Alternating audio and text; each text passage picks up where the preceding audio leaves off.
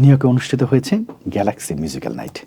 গত 22 সেপ্টেম্বর রোববার গ্যালাক্সি মিডিয়ার আয়োজনে মিউজিক্যাল নাইটের সঙ্গীত পরিবেশন করে দর্শকদের মুগ্ধ করেছেন শিল্পী কুমার বিশ্বজিৎ ও দিলশাদ নাহার কণা।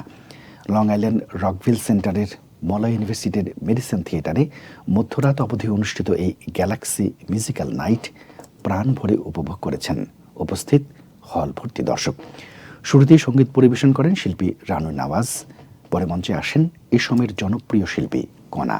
তিনি একে একে পরিবেশন করেন তার বেশ কয়েকটি জনপ্রিয় গান। তারপর কুমার বিশ্বজিৎ একটানা 1.5 ঘন্টা ধরে তার জনপ্রিয় গানগুলো পরিবেশন করে মুগ্ধ করেন দর্শকদের। বেশ কয়েক বছর মঞ্চে অনুপস্থিতির পর শিল্পী কুমার বিশ্বজিতের মঞ্চে ফিরে আসা দর্শকদের জন্য আলাদা একটা আগ্রহের কারণ ছিল। আর তাই তো মধ্যরাত অবধি মুগ্ধ হয়ে দর্শকরা উপভোগ করেছেন শিল্পীর অসাধারণ পরিবেশনা।